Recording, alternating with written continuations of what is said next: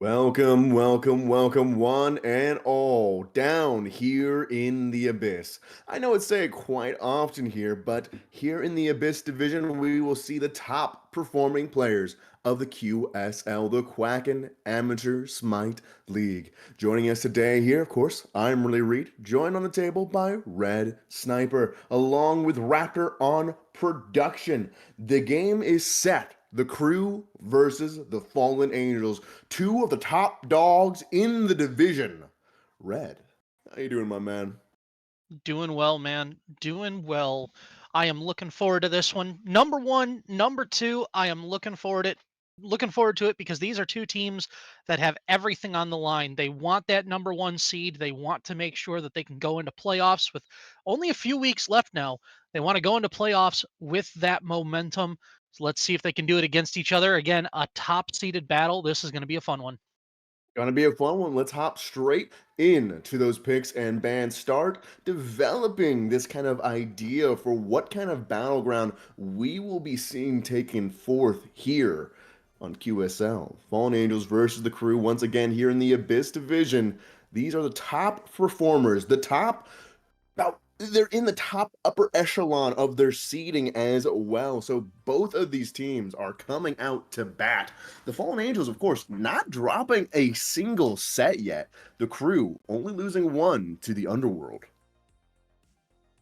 Yeah, and looking at these two teams, okay, interesting. Soul going to be taken away, as is Nike to start. The Nike, I can totally see that shield in solo lane is annoying. Um, uh, okay, Kuzenbo disruption. All right, this is okay. I was expecting meta. I was expecting like Thanatos, Thor. Let's get rid of the Hachiman. Okay, Athena. Let's get rid of Baka. The Baka Kujira. Okay, Thoth is a little bit more, meta. Wasn't exactly expecting the Daji. I wonder if these are like really like comfort picks that they're getting rid of, or if this is, they know a couple things about some of the players on the crew. They're like, oh yeah, these are the guys, these are the gods they could pop off on.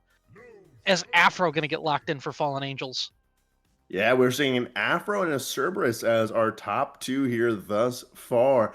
I mean, not really what we were expecting to see out of the bands coming out here from Fallen Angels. Soul, Kuz, and Bodaji, much like you're saying, Red, not our traditional bands. There's some massive gods still left up onto the board here that could easily be manipulated in the hands of the Crew or the Fallen Angels. Of course, that first pick going the way of the Crew of the Fallen Angels means the Crew are still waiting on just one more god here to be selected. They do have the overall pacing where they can take some massive picks onto their end. Yeah, I'm waiting to see what Justin Who is going to be on this week from Fallen Angels. He seems to pop off every so often, and he's had a couple of really good games lately. So let's see what happens here. Chef's also in that solo lane now for the crew. Has been holding his own, doing well. I know Chef's he does play solo, but I've seen him in ADC role as well. So a little bit out. Oh, okay. So interestingly enough, now we have a Terra pick. So we've got a Serb and a Terra. Terra, great for team fighting, great for buffing her own team, producing obstacles, having those multiple dashes as long as she's got a rock up somewhere. Serb, I'm wondering why the Serb so early. I do understand Serb against the Afro, the anti-heal there. Chiron very safe. Thor kind of a classic jungler for Fallen Angels, so I'm guessing that's going to be Justin Who. But yeah, this is going to be interesting. Let's see if let's see what the counter is going to be here from the crew with the Thor locked in. I mean, Thor, you were mentioning before we were looking to see who Justin Who may be going on. Speaking from experience here, Justin Who has performed exceptionally well on the Thor in previous matches. So there's a high potential that that's the god he will land on. Could always swing that Thor into the soul lane, does have that ability to flex, but knowing Justin Who, taking that Thor into the jungle could be devastating against the crew. So we also see the Izanami. Interesting, the Iza coming up here for the crew. Um, Izanami, a pushing, definitely much a laner, very much a pushing god. Again, in terms of clear, maybe Ishtar can give you the same level of clear. Chiron does have a good clear, but Izanami definitely outpushes him. As okay, now I'm a little curious here. As Hu Yi getting banned by the crew, that is not something I would have expected here. I've seen Chiron go into mid lane. Mid lane ADCs seem to be a thing, so I get that. As Hachiman going to be taken away, okay. I mean, I understand the Hachiman as opposed to Hui. Maybe it was a misclick. I'm not sure, but I'm having a bit of difficulty explaining that one, as especially the AMC taken off the table. I'm guessing that again, AMC into the mid lane, Agni very strong into the mid lane. So the Fallen Angels appear to be banning mid lane, whereas the crew, I guess they're thinking the Chiron's going to go into the mid lane and not the ADC role. But I don't understand why they wouldn't ban something like the Ishtar or even an On Her ban would come out as Before the Huyi. Heimdall. Okay. It's a bit of a out there pick for sure. We haven't seen a whole ton of Heimdallers quite yet, but I think last time I did see one, it was on the side of the Fallen Angels, so this could fall in line into yet another comfort pick. Thus far, this draft coming up from Fallen Angels, especially hovering over on that Sobek, I mean, it seems strong to me. It is maybe not what you would fully expect. Aphrodite Heimdallr not always being selected currently in this meta game, but nonetheless, I think this in the hands of players like the Fallen Angel will perform excellently. Versus the crew, we see an MLF get locked in first on their end. We can assume that's going to the mid lane.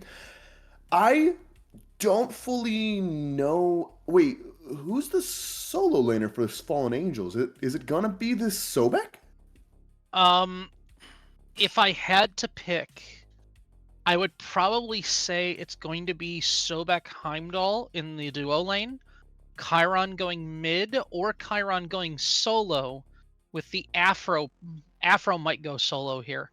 Just looking at how it could be set up, I don't know if they want to put the Afro against the Cerberus, though. It would make sense that the Cerberus would be in solo. So this one is kind of up and down. Oh, as we're going to see a Horus getting locked in here. Okay. So Horus, a lot of pressure. Okay, Who is this the is a crew's very much front jungle? to back. Yeah, this one here. Okay, so I've got a Terra and a Cerberus, two Guardians, very much heavy outside, very good front line, disruption and anti-heal. Okay, I get that. Horus, very much a in-your-face disruption. I'm gonna knock you up. I'm gonna smack you around. I'm gonna teleport and come from where you don't expect me. But interesting to see where this is going to land. It might be a Horus jungle. If I had to pick, I think it makes the most sense that's a Horus jungle. If I had to cook, and which I think we have to kind of explain this overall draft coming out from the crew, I almost feel like it's Cerberus mid with a Horus perhaps going that solo lane Terra into the duo. Are you telling me that the Morgan Le Fay is going to go solo lane? I'm saying the Morgan Le Fay is gonna be the jungle. Um. Okay. Interestingly enough, again, I it's been a while since I've been in the kitchen apparently because we're gonna see. Obviously, the crew have been in the kitchen. We're going to see if this is going to be a Lunchable that they're going to cook up or if this is going to be a Michelin star dinner. But one way or another, they're cooking something. The crew are cooking. We will be hopping in the game very shortly, folks, but predictions are live. They'll be live for the next about 10 minutes here. Go ahead and make your predictions before we hop into the game here proper. So far, we're seeing some interesting drafts indeed. The crew, especially, coming forth with their little chef's hats on, hiding behind the little Ratatouille Remy the Rat, kind of pulling their hair strings. Folks, let's see how things line up. Let's hop into game number one. And it looks like it is going to be that Horus in the jungle. Forest Uh, Jungle. Yeah, so Drew's food there, Horus jungle with MLF in the mid lane. So okay, and it is Terra over in duo, which means it is going to be okay. It's a Sobek solo against the Serb. Interesting. Okay.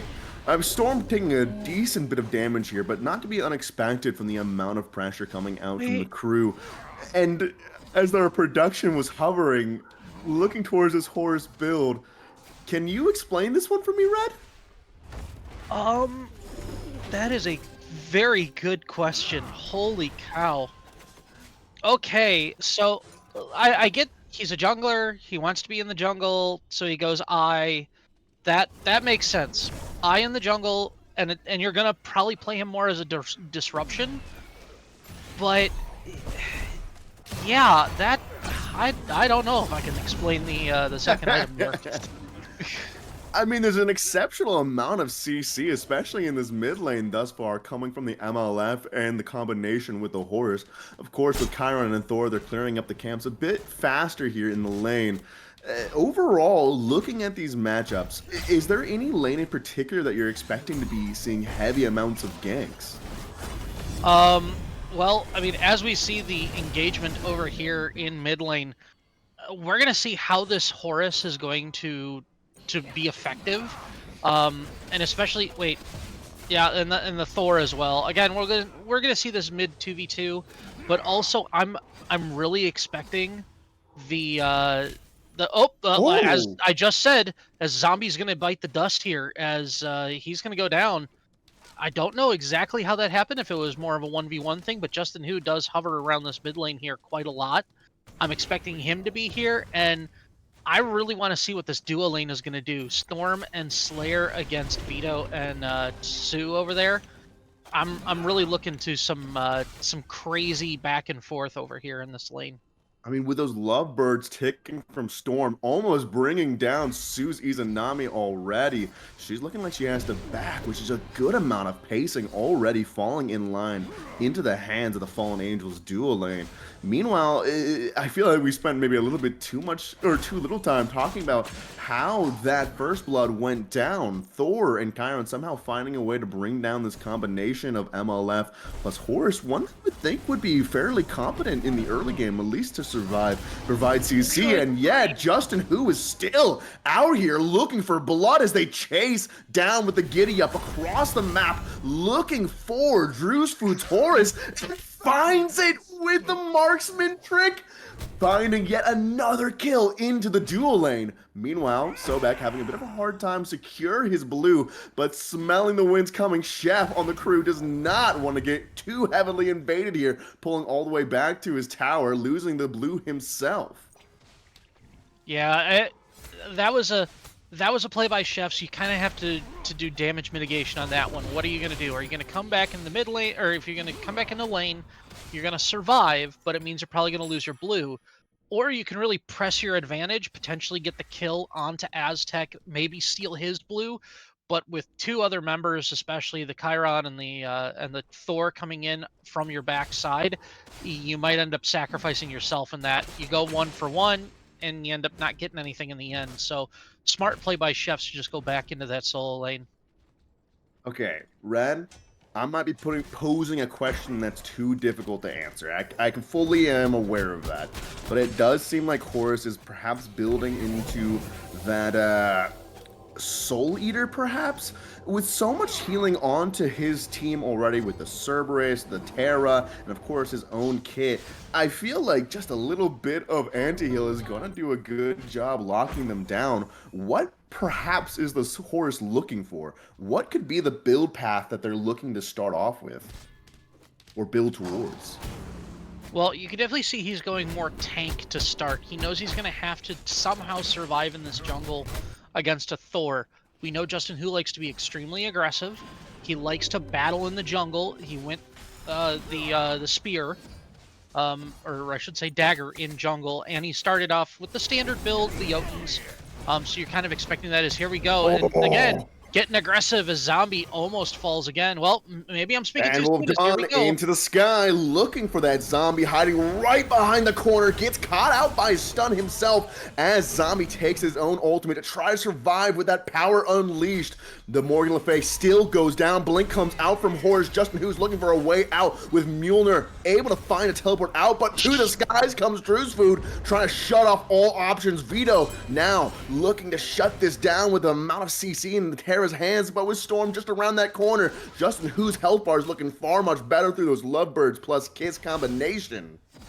And you can see how dangerous these teams are. The amount of CC on either side is really going to be telling. It looked like that Thor was going to go in. He was going to have a 2v1. Maybe he gets out. Maybe he doesn't get out. He manages to get the teleport with the hammer, but Drew's Food right there on the backside with his ultimate and tries to restart that fight again. Tries to reinitiate. We're going to see if that's going to be a theme here, although the problem is Drew's Food only has that up every minute and a half or so, maybe 2 minutes with that Horus ultimate. He's not going to be able to keep up with Justin who has that, crash down, has that hammer throw.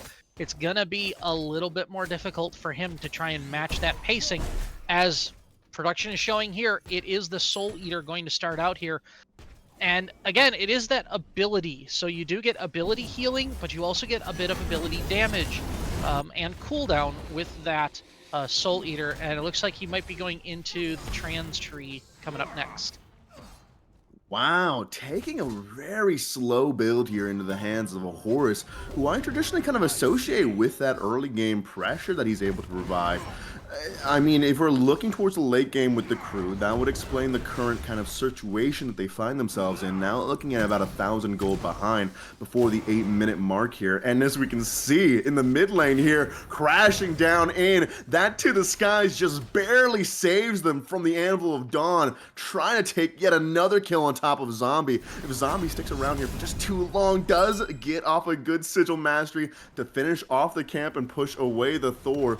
But golly, Justin who already such a threat 7 minutes into the game, setting up this maybe not substantial lead, but definitely notable of about 1,000 gold in the Fallen Angels' hands. Yeah, and you notice he is getting involved. He's not going over to the solo lane. Again, you're seeing Chefs and Aztec playing pretty safe back and forth. Although Chefs should have the advantage here. It looks like he does have a bit of push in lane. He does have the anti-heal, whereas Sobek does rely on his healing Zombie? abilities. As now we're Oh. going to see some motion over into this right-hand jungle. Yeah, motion in this jungle here. Drew's Food is just trying to find a little bit of farm here, trying to stay engaged. They do know that there's a lurking Thor along with a Chiron in that jungle just to their left. They're not looking to get too far ahead of themselves. Meanwhile, over on this duo side, we do see an invasion for the purple. Will go the way of Fallen Angels yet again, just pushing that lead further and further into their favor. And we can just see how much poke they're able to gain out ahead here. Izanami and Terra just barely hovering above that halfway point. Meanwhile, health bars full on the side of the Fallen Angels. Yeah, we're going to see here where Justin who wants to place himself, because right now, as we've said before, he's becoming very influential on how he's going to manipulate this map. We're not seeing a lot on the solo side, so maybe that is somewhere that the crew can actually emphasize. Push that solo side, push the Sobek under, and try and get the Cerberus ahead. But again, Cerberus late game, how is that going to go? As now we're starting to see this mid 3v3 come out. Terra coming over. You're going to see the MLF. You're going to start to see the Horus now getting their work done. And again, Horus here, you said early game, which is absolutely correct. But I'm wondering how he's going to have if he's going to have the damage late game. That is one question I do have for this crew setup here, is where does the damage come from? You've got to be able to fight late game. You've got to be able to get kills late game. Or you've got to be able to out-sustain. I don't know if you're going to be able to do that with the setup that they have right now on the crew compared to the Fallen Angels. I think this is going to be a little bit more back and forth than we think, but I'm really I'm favoring the I would say the setup or the builds more of the Fallen Angels right now than I am the crew. No, I completely agree, and I think even to a drafting standpoint, I would favor the Fallen Angels. But lest we forget, the crew are an exceptional team, as we see Heindler coming around this corner here, trying to get involved, looking for the Drew's food. He takes to the sky. Izanami staying around that back end, staying a good, healthy distance away, making sure she's not in line with the heavy CC in the hands of Fallen Angels. Will be in disengage overall here on the side of the crew, not looking to take too much as Storm continues to push up. Justin Who looking for a veto, but Fallen Angels just can't get their hands on anything substantial quite yet. Drew's food is kind of coming back in. Perhaps this is a good situation for a bait here. Side of the crew, Terror Ultimate comes on out. Drew's food is here to play, but gets sent to the skies by Heimdallr. Izanami chunking in that backline on Slayer. Justin Who looking to be in a dangerous position here. MLF and Vito do find the kill. Now Storm caught away in the action. We do have teleports coming in from the solo side to break up this chaos. Sobek knocking away the foes with a tail whip. All eyes on Sobek as he's just running away from the Gold Fury pit, back all the way home, charging forward. Centauros out from the Chiron. Now piling in the damage against the enemy team, all lining up on this Gold Fury. Half HP knocked down. Slayer going down to Drew's food. Crew do find the Gold Fury. Now can Fallen Angels find any picks? Health bars are low. The side of the crew does seem like this Izanami will be the first one to go down, while the rest find a way back into that duo lane. Can they survive? Does Chiron have a way to kill? Looks at this tower, has no one nearby, might be overextending, has to pull away. That is going to be Gold Fury and a few kills on the hands of the crew. Yeah, Gold Fury and a 2-for-1. Interestingly enough, I mean that is just something that I didn't quite expect. Again, looking for where does the damage come out, where does everything kind of happen, but that you saw that very quickly. That Fallen Angels got strung out. Two people together, three, one person over here, two people over there. But as soon as the crew saw an advantage, they concentrated all 5 of them over there on that Gold Fury side of the map, push their advantage, get the kill, get a second, and then push right into the Gold Fury and look for the objective. Yeah, I mean, it's like I was saying just before that fight erupted forth. The crew may have come out with an eccentric draft, but these are very capable players. This team fight looked oh so good. They may not have that immediate damage, but there's quite a bit of sustain on their end. So if they can lock away that Aphrodite, there's a good chance the crew have a way of just swinging these fights in their favor consistently. Yeah, we see here though, but Fallen Angels again pushing. Oh, here we go, pushing the advantage. Now Terra's gonna get that dash coming in. Vito doing his darndest to try and slow down Fallen Angels. Again, we were looking for Sue here to have that push. The Izanami should be clearing faster than what Slayer could do, but that doesn't appear to be the case. Slayer seems to be able to not only push, but out clear the Izzy. Ping's coming out. Drew's food looking for a gank. Here we go. Sent up into the ultimate of Slayer, now removed from combat as Justin Who crashes down into that backline tower, looking for the suit, can't quite find it. Drew's food looking low already, pulling all the way back while Vito continues this onslaught. We do see a teleport coming out. Cerberus wants to get engaged. Fallen Angels don't seem so keen on that idea. Justin Who will meet the Cerberus in the jungle. Neither one too confident, but with a stun like that, Justin Who's health bar sent down running. Meanwhile, Sobek finds a kill off in mid lane. Wow. Over here, Stygian comes out from the Cerberus, trying to line up that perfect stun. No ultimate on the side of Slayer, doesn't have that CC immunity, doesn't have the mobility. Now, just use the Bifrost to find his way out, removing himself once again from the combat, but leaving Storm behind. No Kiss to find that mobility, no mana in the tank. Drew's food teleporting in once again with a Blink, trying to find that kill, but just doesn't have the damage to reach it. Slayer still barely alive. Bifrost back up. Sobek with the tail whip, keeping the enemies sequestered away from his team. Slayer doesn't have a health bar. I mean, seriously, you saw it right there. Slayer did not have a health bar, and he still somehow survived. It was the very definition of 1 HP. The dude wasn't one auto from death. He was literally, you could sneeze on him and he would have had gray screen, but it didn't work. I'm I'm starting to try. I'm starting to figure out here how the Fallen Angels are going to go up against this crew, which seems to be very, very tanky. And it's not the damage. It's literally they're going to be relying upon their mechanics to get in, get out, get a pick, and move on. The problem with that is if you're going to try and go in very quickly to get a pick, and you have a very tanky Horus, a very tanky Cerberus, a very tanky Terra, that is going to be a very tough time to push an advantage. Vito comes in here, half HP on the Gold Fury, pulled up by the Fallen Angels. Justin Who takes the sky. Anvil Dawn ready and prep, falls down onto the Sue, looking at that nice double tap into the stun, sent into the realms above by the Heimdallr. Perfect setup coming out from the Thor, and Sue is brought down low rather quick, along with the Gold Fury, which was stolen. Wait, what? I believe Sobek got the stole.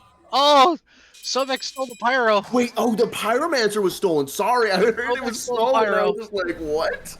I was trying to figure out what was going on here because the production comes over and goes, Sobek stole it, and I'm going, but Sobek isn't over by the Gold Fury. No, he stole the Pyromancer, which the crew was trying to get, to set up over there. But again, okay, so now they steal Pyro, they get gold, and they get another kill. 2 kills, actually. So now it's a 6-2 game. We're at 16 and a half in, and look at the swing. That gold difference swing in the last 2 minutes, 3.5 minutes now, that's crazy. Yeah, I'm hearing that perhaps the Gold Fury was stolen from the side of the crew, and the Pyromancer was stolen this side from Fallen Angels. So Seal's both ways, perhaps engaging there. It's really hard to tell because all the chaos that was erupting there, but through the chaos, Fallen Angels still found that immaculate setup there. Incredible. Coming out from, Justin Who started it, but it was the team that finished it with the through to realms and just coming around to beat Sue down. Speaking of beat down, Slayer popping the egg to survive, gets sent to the nether realms by Chef's. Proper timing there. Again, I asked the question. I said, Slayer and Storm were doing wonders over in the duo as Justin Who picks up Veto again, as Aztec's going to drop to Chef. Again, I was going to say, duo lane definitely in the form of Fallen Angels. Justin Who's going to do whatever he wants kind of in the jungle. Where does the advantage for the crew come out? The advantage from the crew comes out on that solo side. You see Chef's on that Cerberus. He's got free reign. He can push the Sobek, he can maneuver the Sobek, he can take the buffs away. He has the control. Can that extrapolate throughout this game as a way to win? Can that be your win condition? Yeah, seeing Sobek into this solo lane here is one that I'm very excited to see how it completely plays out. As we all know, Sobek doesn't have the best laning phase, especially against a god like Cerberus. But as we line up more towards that endgame that we're rapidly approaching now here at the 18-minute mark, can Cerberus, or can Sobek lean in and provide more value than Chef Cerberus? That's the question that's running through my mind. The draft from the crew somehow, some way, has kept this game for the most part even, and in fact given them a gold lead. It's incredible to see, but can they continue it further and further into this game? Yeah, it's that's kind of the $64,000 question, You're looking around and saying, okay, I see where the damage is going to come from Fallen Angels. Heimdall's just going to keep getting stronger. Chiron is just going to keep being a menace as we have more of an engagement here in the mid lane jungle. Exactly. Oh Cerberus is here to play. Storm getting caught out, has to pop the beads of his own to survive here, looking for a way back in that tower lane, but sequestered away by all 5 members of the crew, save for Izanami, make that 4, with ultimate swinging back and forth. Drew's food somehow losing the majority of his health bar to Intrict as the fight continues to erupt. That Sobek looks for a tail whip, knocking up Chef into the sky with charge charge in hand, flinging that Chef back into the range of his team. Justin, who will find the kill. Meanwhile, over on the duo side, Izanami picks up one for herself as well. Overall trade is 2-1. Yeah, and again, we saw the engagement, we saw how things were going, and look who dies. Chef's and Drew's food. Two very tanky members. The entire duo side with Izanami and Slayer over there, just it literally they had a full 1v1 in the time it took for Justin Hu and the 3v3 over in the mid to actually get swinging. It took Justin a Hu while. misses the stun, has no Mjolnir's attunement, does have Anvil of Dawn, takes up to the sky looking for the zombie. Zombie hiding around those corners, trying to play it safe, but just peeks around that corner. Justin Hu catches a whiff, misses the Mjolnir's attunement as Power Unleashed comes out from the Morgan Le Fay. She finds the kill with the Dragon Flight. Wow, that was, again, there is the smallest bit of difference between these two teams. There is the smallest bit of difference in skill between these players, and we saw it right there. One ability, one way or another, would have meant the complete swing of that fight, and because of that fight, the crew think they have a great advantage to go for this Gold Fury. No MLF ultimate, but the rest are here to play. Stygian comes out from Chef, and the HP bar of Slayer goes on down, pulled away from the rest of his team. Sobek looking for that action, falls onto Sue, while the rest of his team is just trying to survive here. Chef, without an ultimate in hand, now has to face with the full effect of 2 ADCs. Aztec will go down. Chef gets sent into the realms here as the rest of the team takes to the sky with the Horus ultimate, now piling in, coming from nowhere, now looking into this tier 2. Can they peel into this? Can they find the kills to set up for this Gold Fury? Keep in mind, Thor will be back in this action here. Has an Anvil of Dawn, taking up into the sky, looking for Zombie once again.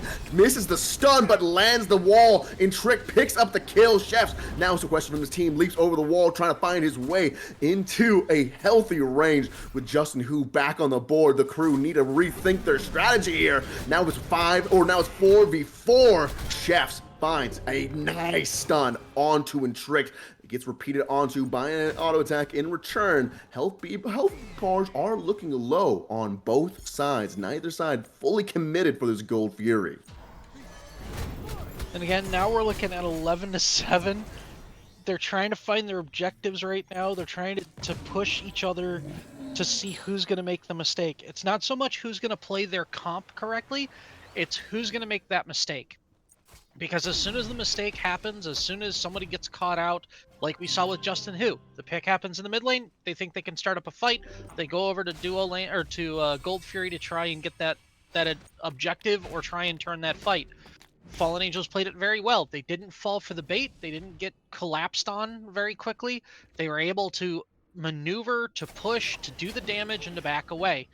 Now we're going to see what the crew want to do here as they're going to take down the mid tier 1. That means no more tier 1s for the side of the Fallen Angels. Crew still has one over on that solo side, but with the Stygian Beacon here doing the automatic damage to each of the tier 2 towers, that's going to hurt. Gives them a little bit more of an advantage.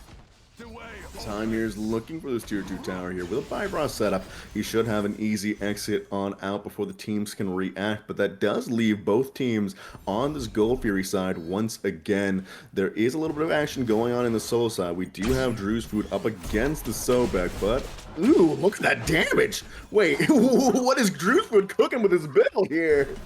Oh, where did that come from? Remember when I said he was looking pretty tanky with that Soul Eater earlier? He went from Soul Eater to Hydro Dawn, Rune Forge. Oh, Anvil of Dawn comes in. Justin Hu. Justin Hu has popped off on this Thor a couple times, and when he has done so, he has been quite effective with his CC. He's missed his Anvil of Dawn about 3 times now, and it's kind of showing because those squishies from the crew are able to get out of very bad situations.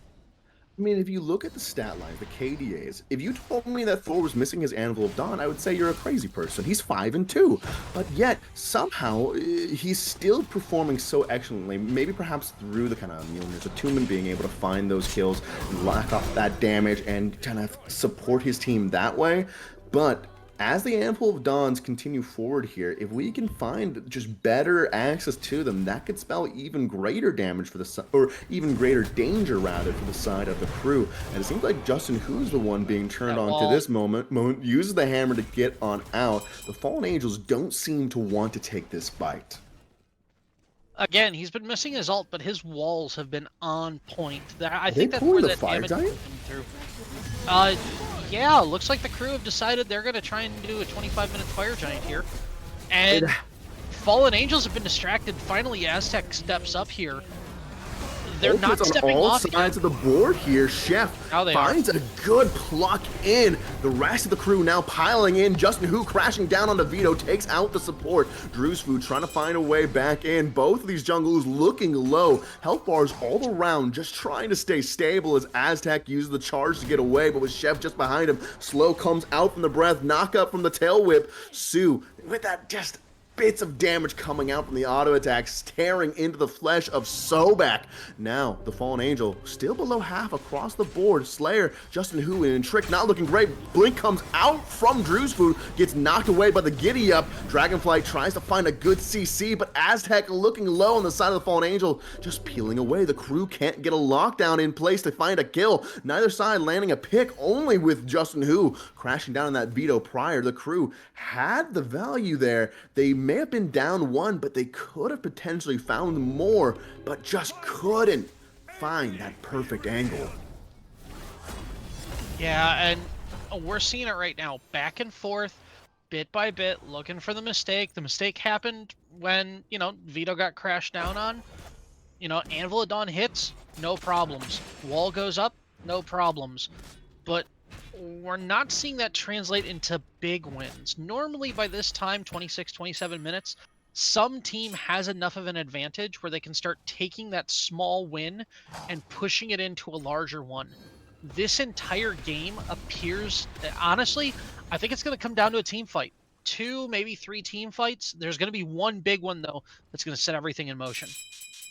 Yeah, the big thing for me thus far has been the fact that this crew kind of draft has been so eccentric, so out of left field, but has been working well enough to compete against the number one team in our highest division.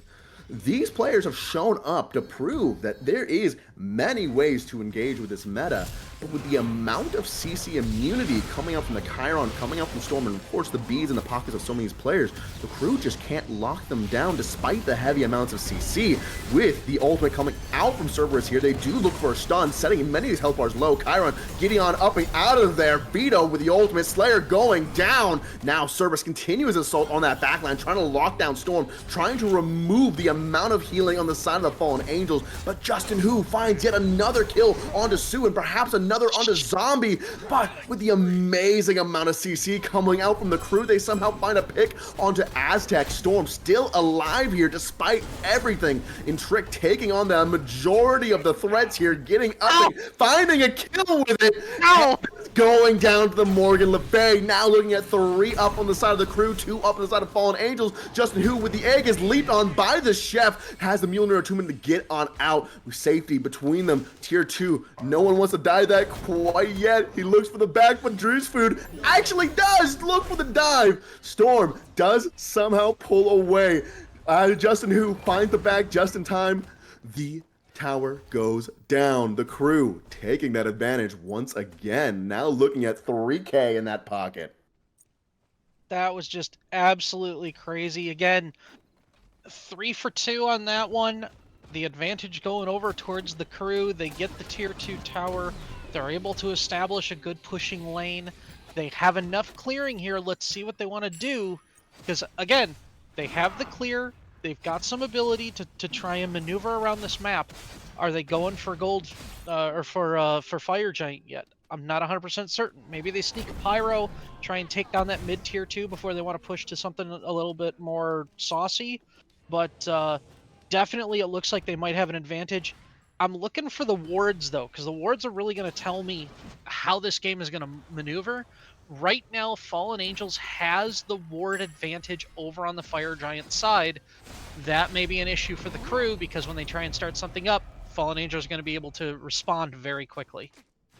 Pyromancer seems to be the play here for the crew, picking that up here with no contention coming out from the Fallen Angels. Now both teams swinging in on that right-hand side. We're looking at another Fire Giant ball game here, but this time over the enhanced Fire Giant. 30 minutes, mark your clocks here in 10 seconds. That Fire Giant becomes far more valuable. Both teams can't give it up or they might just give up the game. Aztecs, the first one to find a bit of poke here, coming out with a stun from Terra, but the response from Chiron leaves her at below half HP. The crew just can't find a way to poke in without getting knocked down by that Chiron. With the Teutonic Rift coming out from Justin, who half HP bar on Zombie, away from the rest of the team. How does she get on out of this one? Anvil Dawn crashes down. Ultra timelines last for him only a second as Justin Who finds yet another kill onto the Zombie. Emma left of the side of the crew. 3 members in the jungle. Vito, along with Chef, Drew's Food, and Sue now look to contest over this Fire Giant already at half HP. Storm and Slayer locking it in. Comes in with a jump from Chef. Big damage comes on out. Justin Who falls down to the Drew's Food. Chef can't quite sustain the amount of poke coming out from this Chiron, finishing off with a Centauros. Aztec goes down to the Sioux. Beads come out from the Heimdallr, tries to find a kill, lands it onto the Drew's Food. It's absolute chaos here on the battlefield of the gods. This Fire Giant still alive, still being pulled. Sue's in this backline, gets giddy up on down by the Intrigued. Storm still alive, knocked up by the Fire Giant. Vito's trying to just stop any of the action going around this pit here. Last member of the crew alive, and Trick has to pull away from the Fallen Angels side. Slayer and Storms look to stick around, and Trick actually cancels it back, wants to play it out a bit longer here, but Fallen Angels now losing their confidence as Zombie comes back into the scene. That's going to be no Fire Giant either side. Wow, that was such a long team fight. I mean, the crew, it was so long that Zombie died, came back, and was actually starting to press toward that Fire Giant side, as it looks like. Yeah, I was about to say, if the two of them start this up, I have some serious questions about decision making at that point. Because no offense to Zombie, I was gonna say, no offense to Zombie, I don't quite think he has that much damage. Yeah, perhaps not in that MLF kit, but we do see them starting up this Fire Giant rather quickly once again. Most of the teams are now in position once again. Ultimates in line, but it doesn't seem like Relics are quite up to where they need to be. Chef comes in once again with beads burned on the side of Storm. Does find a good stun, but just that HP bar still ticking up once again. Justin Who, Anvil Dawn in that background looking for the Zombie. Now Zombie can't help it with his Fire Giant. Fire Giant does fall to the Fallen Angels, but Fallen Angels lose 2 in return. Justin Who finds the Zombie in the background, is able to return into this, but with health bar so low, wants to pull away, leaving Storm and Aztec all alone. Now Storm is left to contend with all 4 members of the crew chasing her down. So far, just Shep and Drewsfield are what they need to remove her from the board. 2 members of Fallen Angels remain with the Fire Giant slain, but the majority of their team in return. You know, something I noticed in that team fight there, as the crew was able to push through, the reason why it worked so well is because Intrict died very early. Sue was able to get on the back side. They were able to clear out the Chiron. That training regimen, I didn't realize how big of an impact that cleanse was making. Because if you looked at all the CC that was on the side of the crew, as soon as that training regimen went down, that circle, it cleansed everybody. It cleansed Intrict, it cleansed Slayer that was there, and it even got Justin Who on the corner of it. And so all of that CC that was coming through from Chefs, from Drew's Food, from Vito, didn't matter. Cleanse hit, boom, they're fine. They're looking to fight this. Justin Who has to burn his Aegis early here as the breath comes out from the Cerberus. Juice Food does take to the skies to get away, but Anvil of Dawn takes to the sky, looking for that Sue, looking for that backline once again. Santeros just burning down those health bars. Zombie falls down to the Justin Who. You cannot escape this man's wrath to go down the side of the crew. Maybe overextending this little advantage that they had found. They were able to find the Phoenix, but with now all 5 members up once again on the side of the Fallen Angels and with Fire Giant on 2 of their hips, this is spelling danger for the side of the crew. Yeah, and we saw the crew won a couple of early fights, got a couple of early picks, was able to push down, clear out all of those tier 2s, got a bird on the right-hand side. But that fight, Zombie goes down, Sue goes down. That's their damage. So now Birds we're are going to see burning. what the tanks can do. Yeah, what can these tanks do? That bird is still alive, but Justin Who and Tricked are going into their ultimates. Chef goes down before Who can even land. Vito and Drew's Food are the last two members of the crew, but we do have a Sue coming up here very quickly. This means the Fallen Angels find one Phoenix in the mid lane, the crew find one in the right lane. Overall trades across the board, but Fallen Angels have more up here right now. They can take these objectives up on the board. The Stygian Beacon, the Pyromancer, and perhaps even the Gold Fury fall in line for the Fallen Angels here. Potential big winnings. Yeah, we're going to see here as it looks like Pyro's going to be on the docket for Fallen Angels. Drew's Food getting onto Slayer. He's going to have to send him through the 9 realms. Sue just focuses down. Goodbye. See you later. 1 for 1, though, in this fight is Justin Who's going to throw that Moliere attunement, and he's just going to get out of dodge. His team comes in. Good damage on the Drew's Food. Goodbye. See you later. Double kill for Justin Who. Back into that sky. Zombie looking low, crashing down onto Vito. Is this gonna be it? There's a deicide potentially. Justin Who, can you find it? There is one more player. Chef does come on up. Justin Who finds a kill onto Vito off the back of that double kill. Incredible plays coming out from the side of the Fallen Angels as they may make the push here for the Titan. Chef's the last man standing. 27 seconds left on Sue's clock here. They have the in-trick, they have the burn. The assault begins onto this Titan here. The CC immunity keeps them engaged. Half HP left on the Titan, but Chef's not looking great. Does bring down the Aztec, but goes down the way of the dinosaur. Along with that Titan, Fallen Angels find the win. Wow, that was such a back and forth. Such again, I said it was going to come down to 1 or 2 good team fights, and that's exactly what happened. The picks happened. They were able to push that advantage, and then they just ran it down. Wasn't quite the ARAM maybe that people were thinking of. There were still birds up. There were still other objectives, team objectives on the map for them. Doesn't matter when that Titan goes down. That's the game, and that training exercise from the Chiron did work. You saw it right there at the very end between the training exercise and the immunity coming out of the afro there. It didn't matter. The ultimate comes down, no more. There's no CC. They just shred him. I mean, Sniper, you said you wanted to watch that Justin Who. That was your primary candidate of potential wrath in the hands of the Fallen Angels. Oof. And looking at the Oof. scoreboard, we can definitely see that. But in Tricked was the MVP for me. The amount of CC immunity, the little bit of light healing coming out from the passive that are herbal medicine, the amount of damage locked in from Intrict. Justin Who would set it up, Aztec would set it up, and Intrict would knock it down.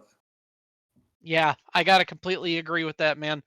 The Justin Who did the dirty work. Aztec did some dirty work, but in Trick just cleaned it up.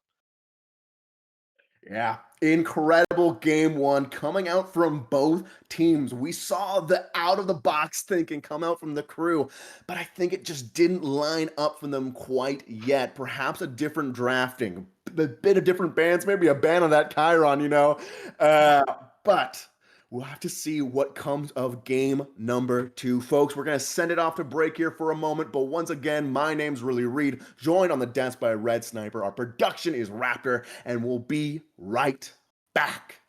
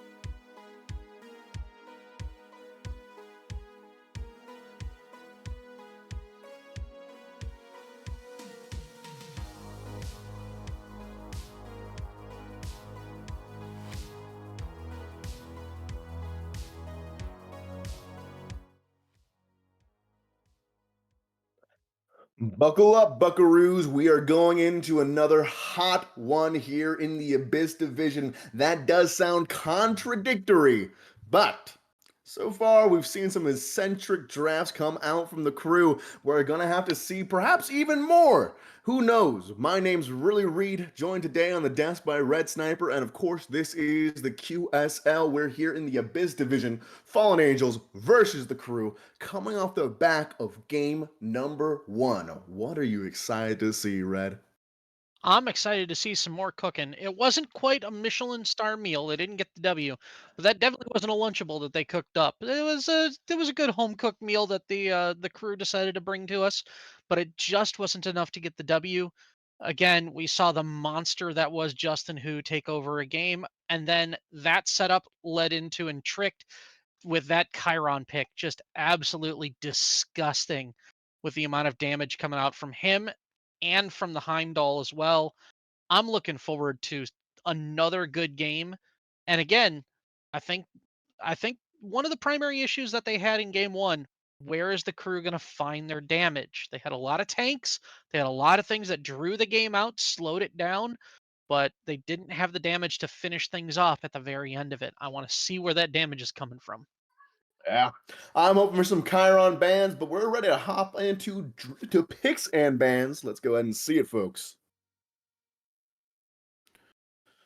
Yeah. So Fallen Angel taking that game number one, it came down to a very traditional comp in their hands. We did see that Aphrodite come out along with the Chiron. I think for me, the Chiron was that biggest sort of hurdle for the crew to really topple. Yeah, I'm kind of surprised that again we're seeing the same bands come out here: Nike, Soul, Kuzumbo, Thoth. Where's Or ooh the okay? Well, as you said before, a few times as Justin Who has been popping off, it's been on the Thor. The Thor's gone now.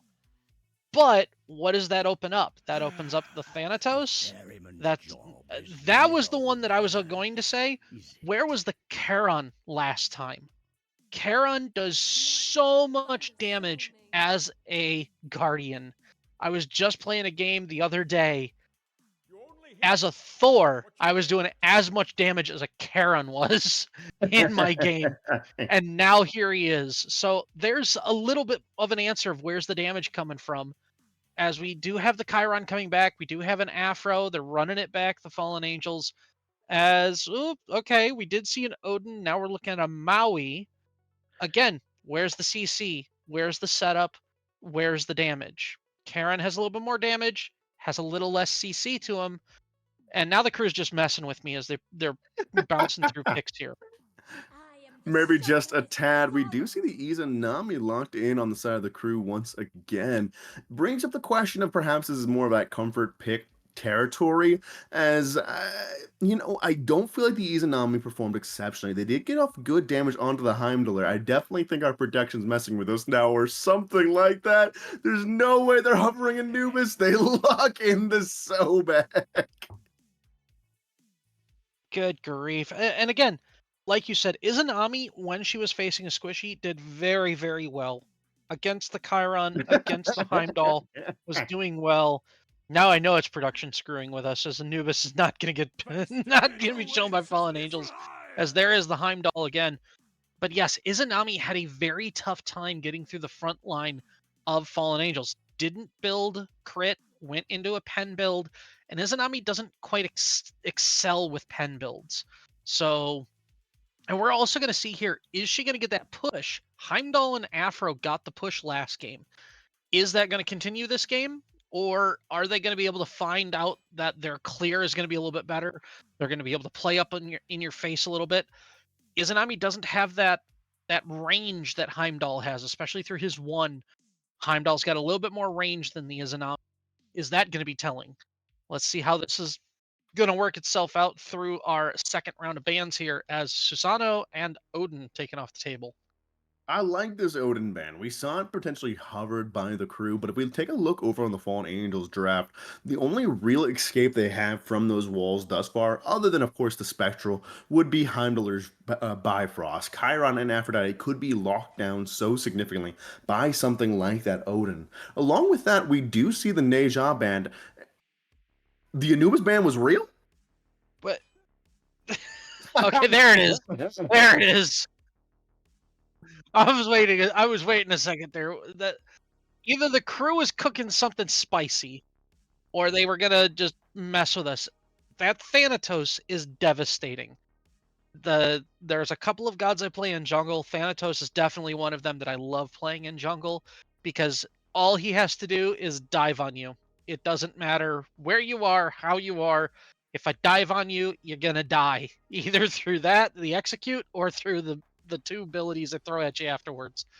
Naja though a little bit more disruptive with the sash, does have a little bit of mobility issues, being that the only dash comes out through the ultimate. But Fallen Angels look like they're just gonna run it back. Yeah, in many ways, this is the exact same draft we saw from game number one. No differences thus far, but the question in mind is what they will lock in for that jungle pick. With Thor and Thanatos off the table, of course, my mind swings back to the other god with a global in hand, and that would be Ratatasker. But is that the kind of god that Justin Who likes to play? That jungle was so significant last game. It is going to be important to see exactly what they lock in this time.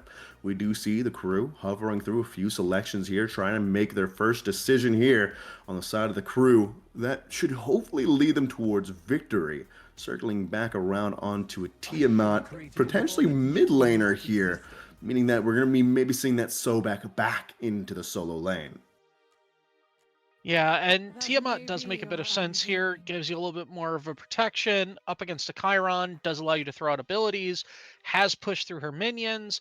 Cleo, that's an interesting pick because yeah, that is going to be disruptive. It's also going to mean that he's going to be able to go through walls, which means he's going to be able to avoid your wards.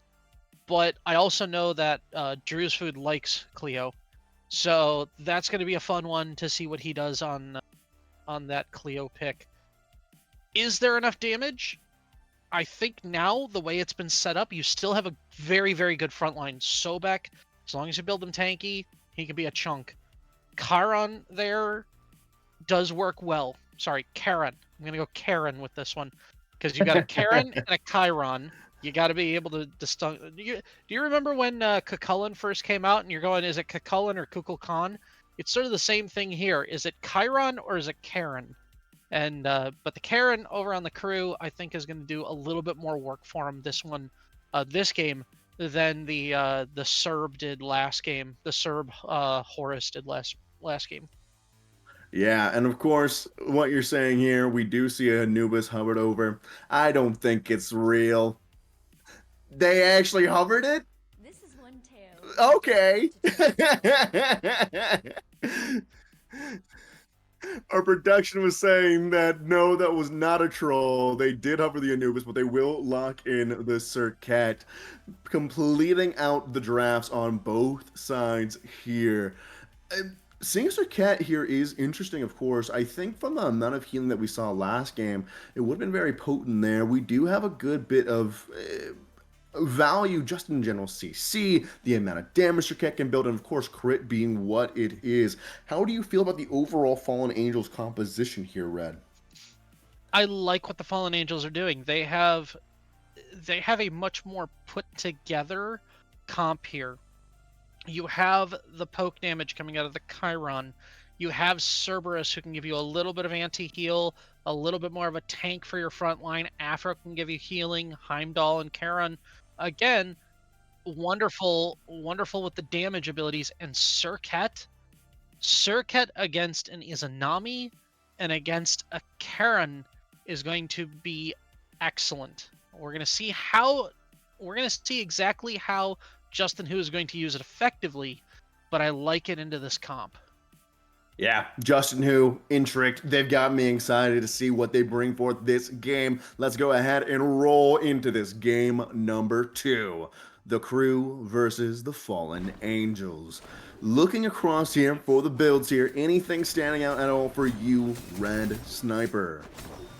Uh, Interesting to see that maybe Aztec didn't know who his lane opponent was going to be, so does pick up the charge gem over there, but doesn't decide to go for his first build item yet, just to see what he's going to be facing off in lane there.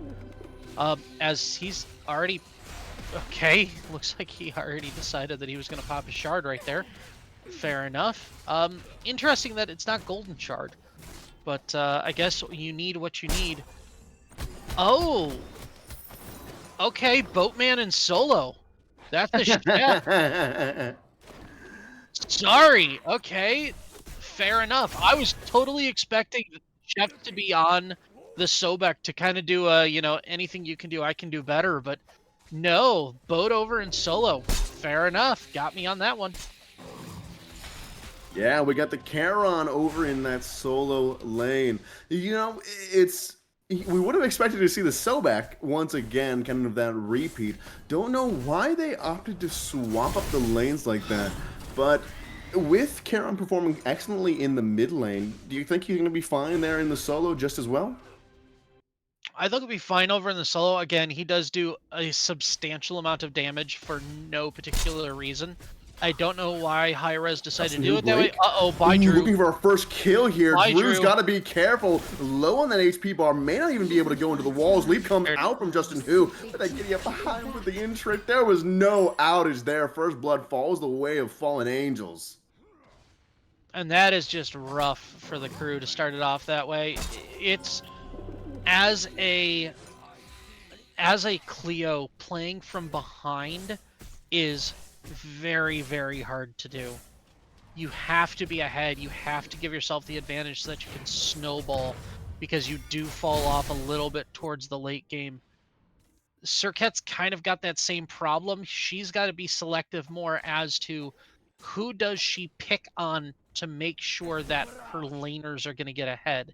If she hovers over here and becomes a nuisance to the Izanami, becomes a nuisance to the Sobek, especially since Sobek relies so much upon his healing ability. I could see the duo lane really doing some serious damage, especially since Intrict has really not looked threatened in this set yet. Tell me, Sniper, what is your favorite lane? Is it perhaps the duo lane? You've got a lot of attention swinging that way here in both game 1 and now into game number 2. I do enjoy myself the duo lane. I'm an ADC at heart, but at the same time, it's because I like the interactions here. You do see the classic of Vito getting in there, getting that pick, plucking it out, and then you just see Suk just Hold massive that amounts of damage. thought.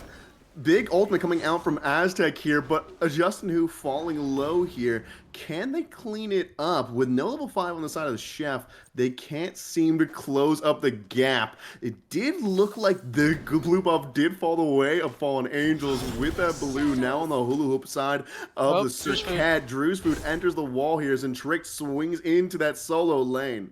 Now, with Zombie catching up, it should be safe all angles. Well, and Vito just got back on his trip from the Nine Realms. Sue in a bit of trouble here. As there we go to the duo lane. Just like you said, perhaps Nostradamus here, but back in the mid lane, just damage sweeping back and forth. Drew's food can't quite find a way out. Sorry, I need to check the. Okay, we're still in March. In fact, we're closer to St. Patrick's Day. Sorry, I was just curious because we're 4 minutes in. We've got already 3 kills. I was wondering who ordered the Fiesta. Not quite time for a fiesta here, but Fallen Angels with 3 kills so far have seen a massive uptick in their pacing here in game number 2. And again, we're seeing it not just over in solo lane, but we're seeing it in duo lane. We're seeing it in mid lane. We're seeing the Cleo get punished. We're seeing this Heimdall come back out. Sue got punished again. As we look at player damage down in the left-hand corner, and Heimdall already at 3k. That is a massive amount of damage already at almost 5 minutes into this game. Yeah, it's mouthfully significant. With a game one already underneath their belts here, Fallen Angels taking such an early lead here makes me worried for the side of the crew. Now, if they can kind of get back into the game, of course, they have plenty of opportunity to do so, but it is a morale thing, right? You need to start thinking, when do these players start to push away, start to hit that break, and aren't too confident in their play? I mean, I'm kind of wondering over here is now we're going to see lane is Oh going to no. get picked on. Centauro's coming out from Intric. The combination of this jungle and mid lane just won't let Zombie live. Head on back to that grave where you belong. You know, I was just talking to somebody the other day of what do we want to see in Smite 2? And one thing that was a reoccurring theme is the towers actually have to do something in Smite 2 because you see the dive this early on already. It's like if the towers hurt more at this, at this juncture, you really wouldn't have seen something like that. So we're waiting to see what happens in Smite 2, but for right now, Justin Hu just dives the tower, gets the kill, and just waltzes away, no problem. I've got to be the contradictory force here. I like the towers. I hope they're just the way they are in this one. Jungle main here, is what it is, perhaps. We all have our biases, but biases not.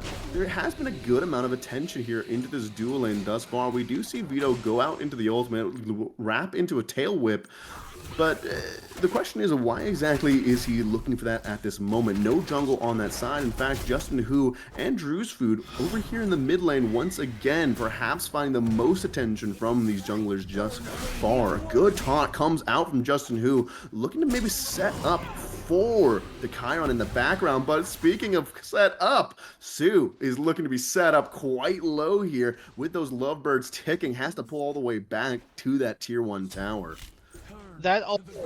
Okay, well, Justin Hu getting a kill in mid lane there, but take a shot every time he does and you'll be sent to the ER. Yeah. Well, you were wondering why the Sobek was getting so aggressive over there in the duel. When Sobek is trying to get aggressive, you can see right now the pressure. If you remember from game 1, the Afro and the Heimdall had so much pressure in game 1, it was stifling to their duo lane.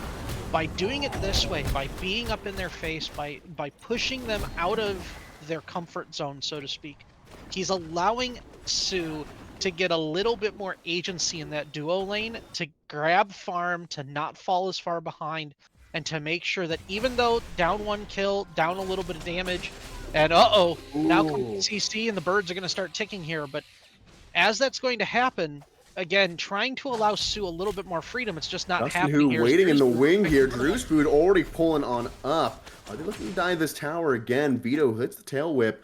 There's no invasion quite yet, but they might just hang around here to find it. Does come up as soon as I say it, actually. Sorry. Yep. Does take it to the 9 Realm. realms. Sent up to the sky. Sobek, Sue hovering around that corner. Might be just paying a little bit too little regard for their own life here. Sobek finds a nice pluck with a charge, but Justin Hu will find the wrap-up finish onto the Sobek's Vito. But Sue, will they survive underneath this tower? Not quite. Can they find the return? Slayer survives the shot coming out from the tower. Again, towers. Aphrodite. We were just talking about this, weren't we?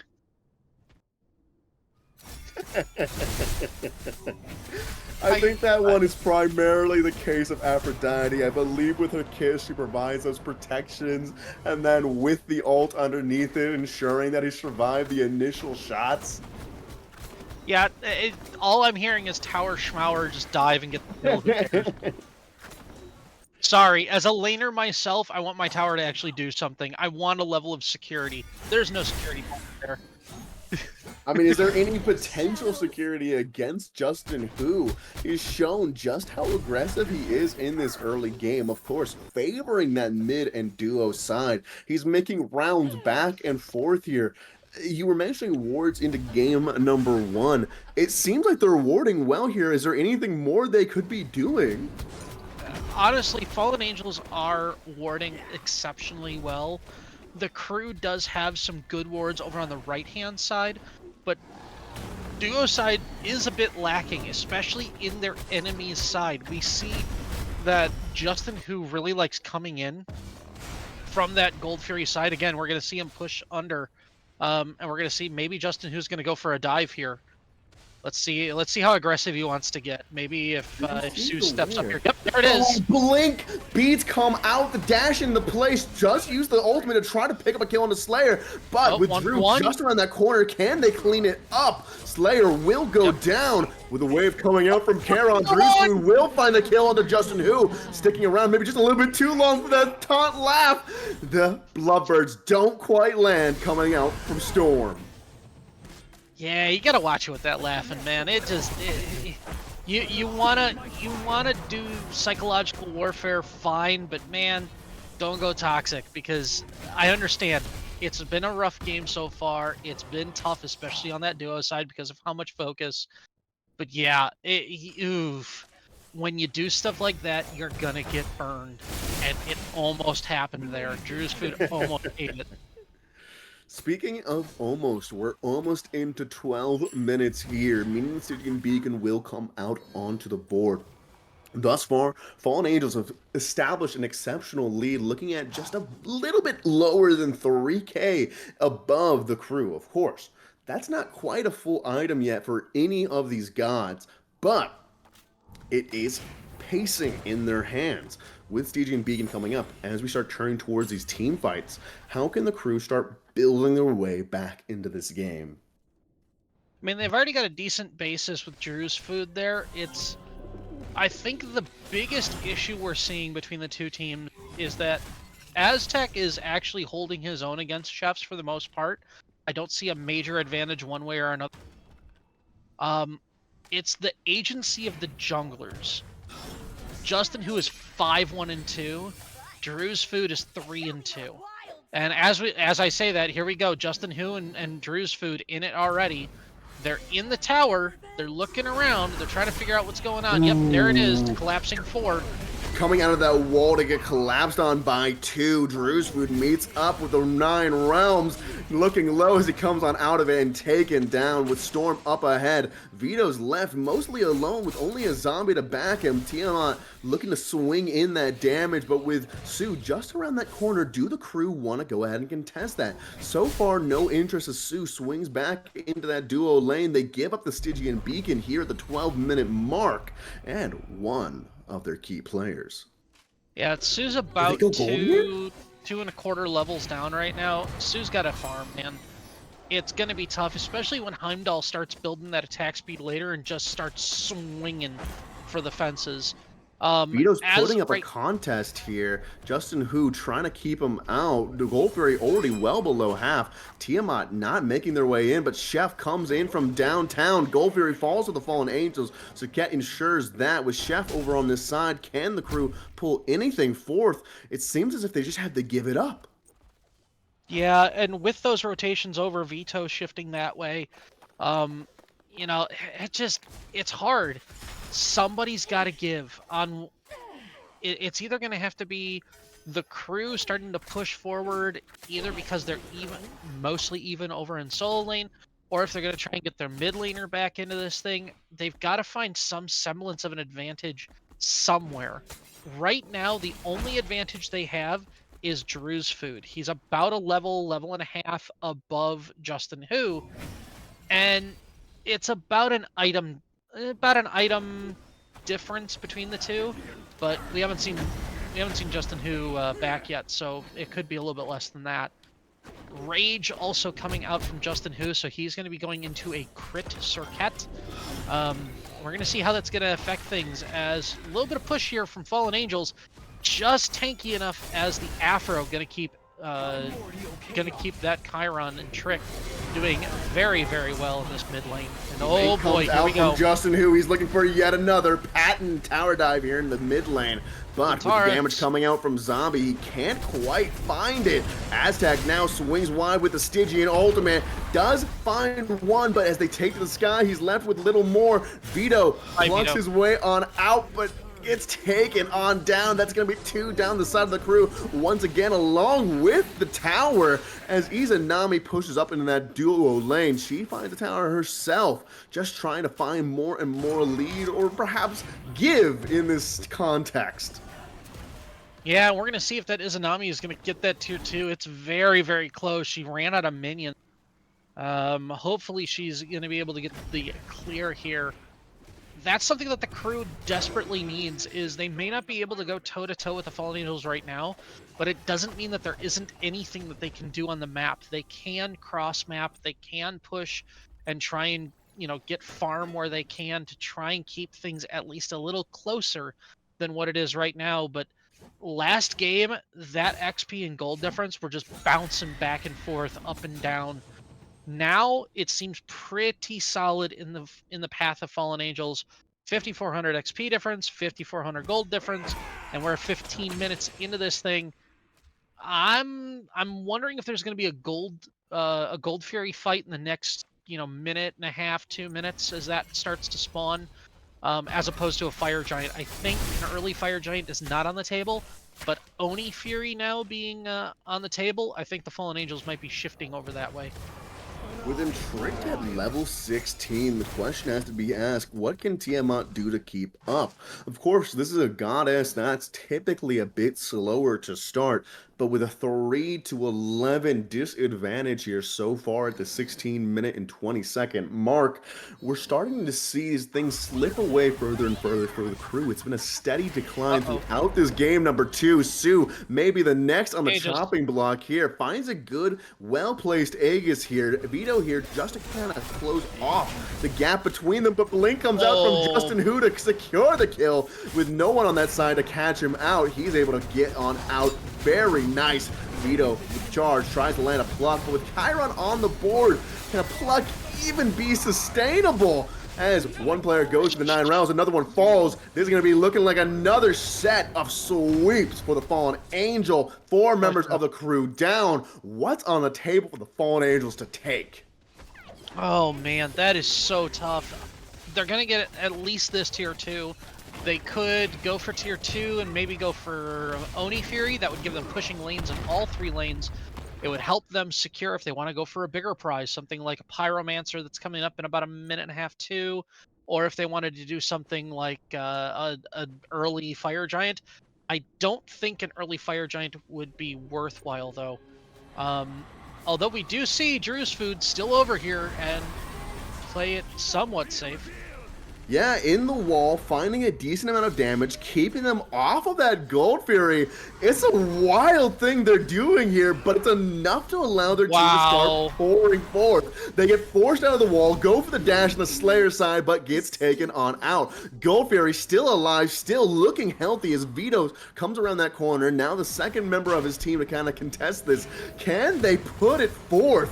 Going beneath the waves here as a Styx wave comes on half HP on the Oni Fury. It falls to the Fallen Angel side, but with Charon pushing in, Vito goes down. Sue finds a kill on a Storm, trades off for a zombie, kills going all the way around for the Fallen Angels once again. Chef, last member of the crew alive. That's gonna be a deicide with that triple kill coming out from him tricked.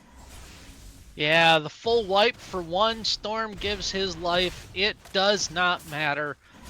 Oh man, Fallen Angels just taking this one firmly in grasp, and they are on their way towards pushing towards this mid-tier 2. This one has just been a rough one, honestly, for the crew. It's been so tough. Drew's Food has been doing his darndest. I mean, he's got 3 out of the 4 team kills. He's been there for just about every single one. It's honestly, though, if you want to know the tale of the tape, just take a look over in the kill column for the Fallen Angels. 8, that's right, 8 for Justin Hu, plus 5 assists. And then you got a mid laner who's been there for 12 out of the 20 kills. And you have a duo laner that's been there for 14 out of the 20 kills. So the participation has been quite even across the board. And good grief, Fallen Angels finally have this thing starting to swing and snowball right into their laps. Yeah, despite such an even game 1, this game number 2 has been Fallen Angels just establishing a clinic. They've got the permits and everything. Now it's just a question of, can this foundation lead to them toppling over on the crew, or is it a bit faulty here? Can the crew bring it back? We do know that they've had obviously the skill, obviously the know-how to kind of swing these fights in their favor. They're very creative players, but with the Fallen Angels pulling the Fire Giant here, what can be done? Yeah, it looks like they want to split the fight here. They do have two coming from mid, two coming from right, and yeah, Sue is farming over and left all by themselves. Fallen Angels will get the Fire Giant, but that means the Drew's Food's going to get caught out here as he is going to manage to make his way out there. Aztec doesn't land the Stygian, stun. finds the breath, finds the stun. Drew's Food left sequestered alone while the rest of his team tries to put up the fight, but Chef looking low here. Aztec cleans it up, making sure his solo goes on down. Vito just doesn't have the health bar to survive it, and with now Sue coming in from downtown, was over in that duo lane, but just came here to die. The Fallen Angels just keep on winning. Now with that Fire Giant underneath their belts here at the 20-minute mark, such an early Fire Giant zombie, no clear way out. Aztec just running them down. Yeah, Zombie, I guess he needed to go back in his box a little bit because, man, that was just rough. Honestly, the setup by Fallen Angels was excellent. The turn was excellent. And the kills were excellent. This might be it. I mean, Drew's Food here is giving a little bit of a pushback. Looks like they should get their second bird. But this one is going to be very rough for the crew to come back from. Gin and Sticks meet hand in hand in this mid lane. Chef picks up a kill. Vito goes down the way of Justin, who once again, the bird is still alive, poking at the enemy team, but will fall down. Chef now below half HP, getting poked out by the Sonaros of the Chiron, has to pull on back into that fountain for safety, with Zombie pulling up with Drew Food on the side. Only level 20, the side of the crew meeting jungle for jungle, but Justin, who with that delectable kiss, will go 1-for-1, trading back and forth. Both jungles falling down, but Slayer finds a kill onto Sue, turning it back around for the Fallen Angels. Can Slayer survive this onslaught with Tiamat coming into that background? Zombie can't quite find the kill, just barely missing. All 5 members of the crew down once again, but with Vito back up, that level 14 Sobek, can he prevent the push from the Fallen Angels? 22 minutes into the game, we have an Aphrodite, Chiron, and a Heimdallr,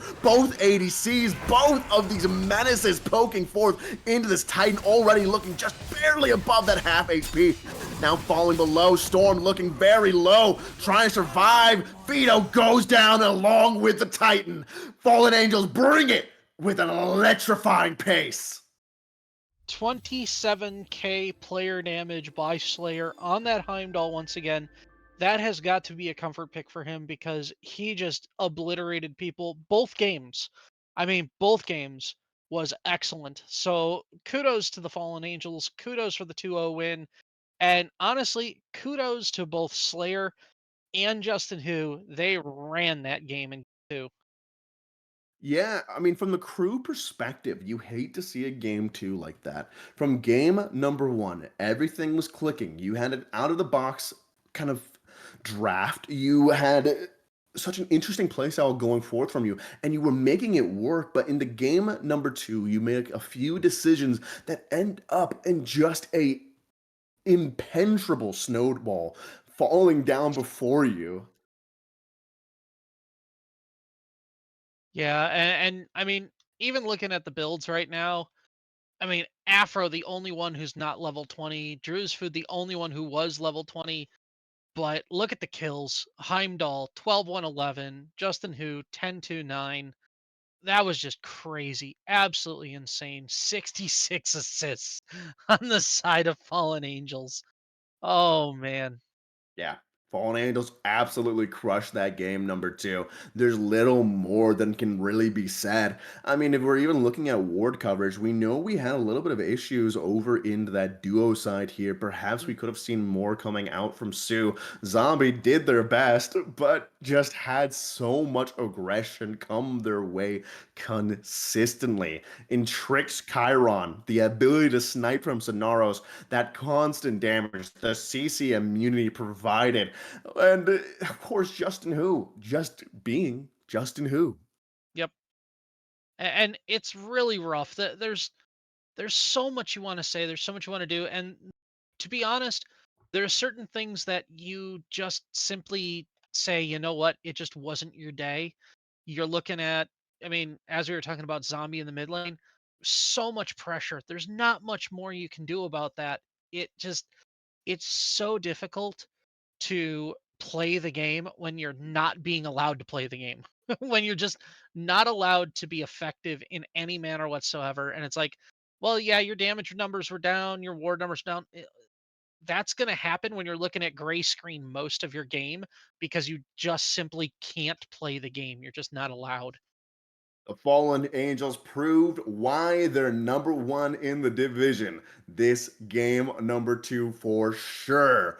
That game number one was far more even, but the Fallen Angels locked in, loaded, and crushed it. Folks, that's going to be it for us. Once again, this is QSL. My name's Really Reed. On the desk with me was Red Sniper and Raptor on production. The Fallen Angels win it, and we hope you a great rest of your day. Peace.